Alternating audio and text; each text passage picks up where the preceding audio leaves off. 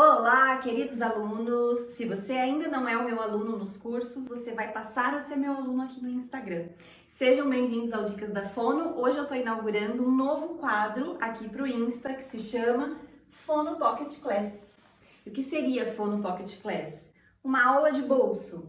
Tá, sabe aqueles conceitos que às vezes a gente precisa retomar e relembrar rapidinho e nem sempre tá fácil na mão? Agora vai ficar.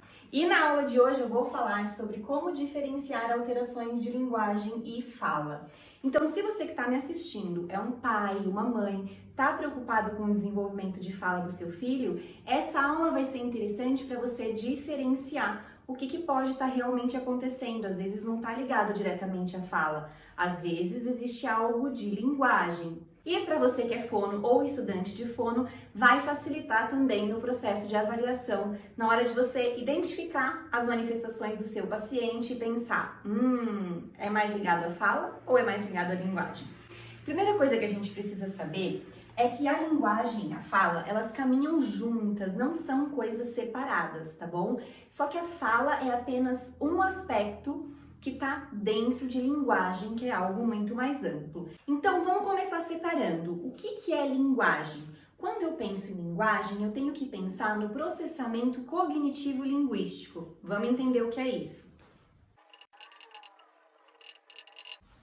Então, o que está dentro de processamento cognitivo-linguístico? O meu pensamento.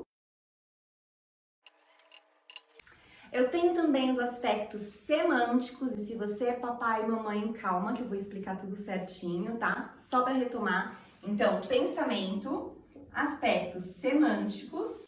Além dos aspectos semânticos, eu tenho também os aspectos pragmáticos, a atividade cognitivo-simbólica,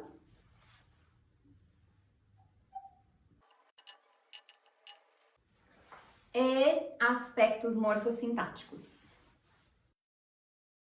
Então vamos agora compreender o que é esse processamento cognitivo-linguístico. Ele começa com o pensamento, as ideias, os sentimentos, as experiências. Então a criança precisa ter contato com experiências para então desenvolver a habilidade semântica. O que são os aspectos semânticos? Semântica significa significado. Então, a criança, ao experienciar as coisas, ela começa a fazer relação. Ela entende que o copo é o copo e ele serve para que a gente coloque líquido nele e consiga beber esse líquido. Então, ela vai fazendo essas relações de entender o que são as coisas e para que servem as coisas. Depois que ela desenvolveu esse aspecto semântico, ela precisa também ter bem desenvolvida a pragmática. O que é a pragmática? É eu saber utilizar a linguagem dentro de um contexto e eu ter motivação para utilizar essa linguagem. É eu ter iniciativa de comunicação. Então, vamos lá. Ela já tem as ideias, sentimentos, experiências, ela já conhece o nome e o significado das coisas, e aí ela precisa ter intenção de se comunicar para ter iniciativa comunicativa.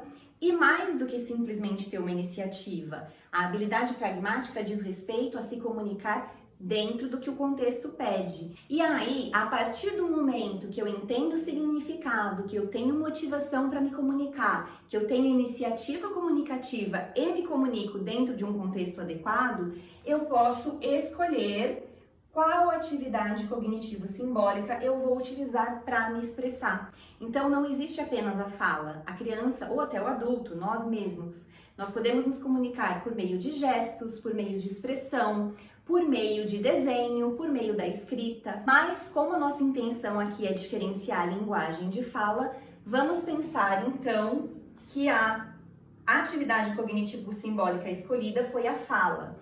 E aí, dentro da fala, eu tenho aspectos morfossintáticos, que são o quê? A organização das palavras, aí eu conseguir produzir as palavras na ordem correta, e também frases na ordem correta, que tem a ver com a sintaxe, né? Por isso, morfo, que significa a forma das palavras, a formação das palavras, e sintático, que tem a ver com sintaxe, que é a organização das frases.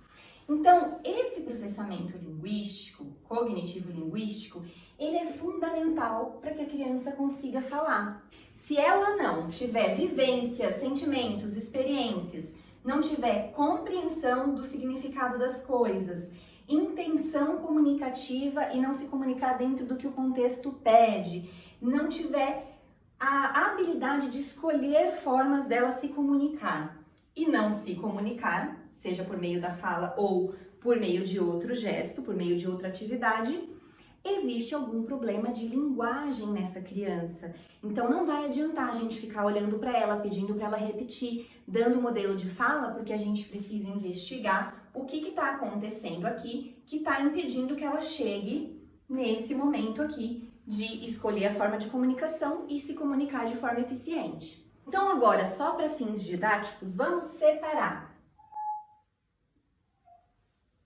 E vamos pensar em como que ela chega na fala. Depois que ela foi capaz de desenvolver todas essas habilidades aqui, é que ela vai passar para a fala, que tem a ver com o processamento motor.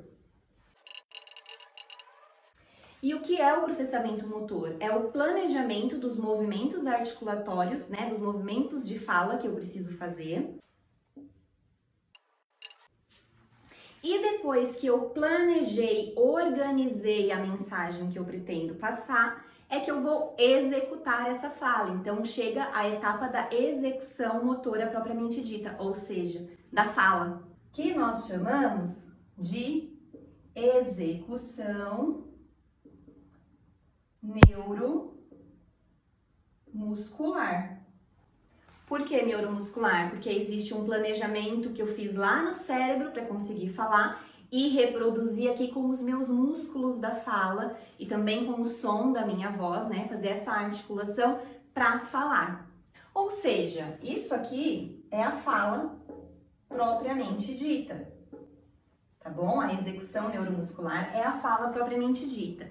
E aí, quando você tem uma criança com dificuldade de fala ou quando você recebe um paciente com essa dificuldade, o exercício que precisa ser feito é tentar entender em que parte aqui dessas habilidades a criança está com dificuldade.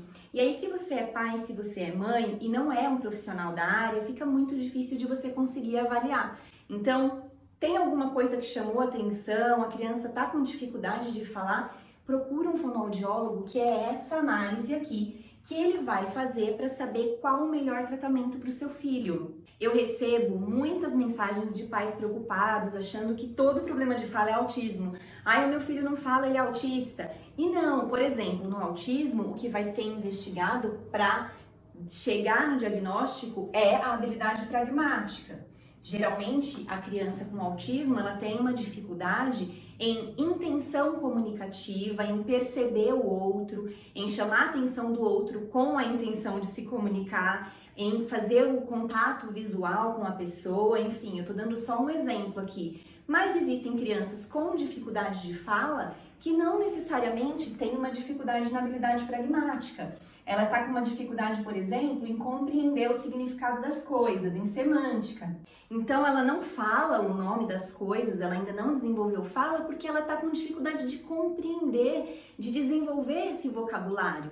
É tudo isso que o fonoaudiólogo analisa quando faz uma avaliação para depois entender qual é a conduta que ele vai tomar. E se você é um fonoaudiólogo ou um estudante de fonoaudiologia e quer aprender passo a passo como realizar a avaliação de crianças que falam, de crianças que não falam, de bebês, você pode se matricular no meu curso de avaliação de fala e linguagem infantil, que está com as inscrições abertas. E ainda, se você quiser ter acesso a esse esquema que eu montei aqui, mas de forma bem mais organizada, entra no meu grupo do Telegram, o link tá na bio, que eu disponibilizo gratuitamente para vocês por lá. Conta pra mim se vocês gostaram desse formato de vídeo, eu até me caracterizei de professora aqui, botei um jalequinho, prendi o cabelo, para explicar para vocês de uma forma mais dinâmica conceitos que são muito importantes.